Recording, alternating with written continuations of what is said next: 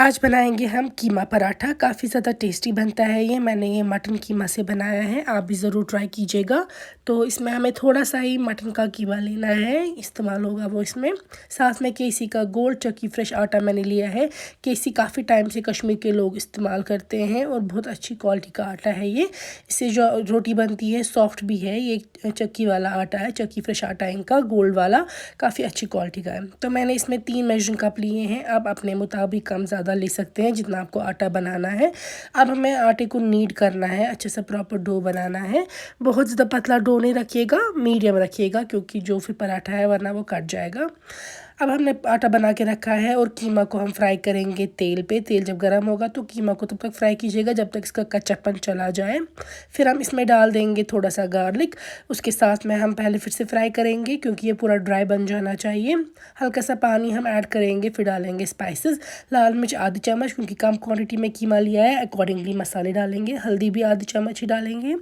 साथ में मैं यहाँ पे डाल रही हूँ नमक टेस्ट के मुताबिक। और उसके बाद डाल रही हूँ मैं यहाँ पे साबुत ज़ीरा।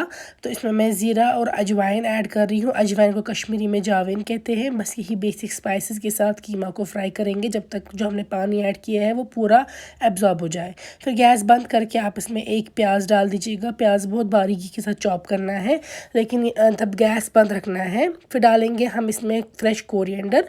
इस स्टेज पे भी आपको बर्नर है बंद रख देना है, सिर्फ मिक्स करना है आपको प्याज और कोरिएंडर। प्याज और कोरिएंडर फ्राई नहीं करना है। अब रखेंगे हमें मिक्सचर बना के। यहाँ पे देखिए आटा तैयार है हमारा। अब हमें इसके पेड़े लेने हैं और उसमें से हमें बनाना है पराठा। और कीमा भी तैयार है। मैंने एक बड़ा सा पेड़ा लिया है, उसको मैं सेंटर में इस तरीके से हॉलो बना रही हूँ और इसमें मैं डालूँगी अब कीमे की फिलिंग।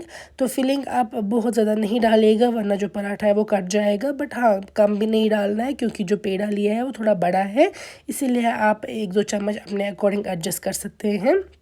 साथ में फिर हम जब कीमा ऐड करेंगे इसको, फिर एजेस को हम इस तरीके से सेंटर में लाके फोल्ड करना है, गोल बना देना है और फ्लैट कर देना है। अब हाथ की मदद से भी ये पराठा बड़ा कर सकते हैं, चाहे तो रोलिंग पिन की मदद से भी पराठा जो है बड़ा कर सकते हैं, अपने मुताबिक जितना आप चाहते हैं इसका साइज़ हो।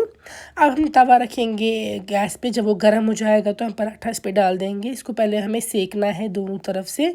तो जब ये अच्छे से सेक जाएगा, पहले एक तरफ से फिर उसके बाद सेकेंड साइड से हम इसको टर्न करके फ्लिप करके सेकेंगे। जब देख सकते हैं ये रोटी जो है वो पक रही है, फिर हम इसमें घी डाल देंगे या तेल, वो आपकी चॉइस है, घी तेल बटर जिस पे भी आप पराठा तैयार करना चाहें। तो इसको दोनों तरफ से हम अच्छे से पकाएंगे, ये ब्राउन स्पॉट्स आने चाहिए। तो सेम वे में हम सारे जो पराठे हैं वो इस तरीके से बना के रखेंगे। आप चाहे तो ये बच्चों को लंच में भी दे सकते हैं, टिफ़िन में भी। ये देखिए जो कीमा पराठा है तैयार है। इसको आप दही के साथ या अचार के साथ या चाय के साथ भी खा सकते हैं। ज़रूर ट्राई कीजिएगा।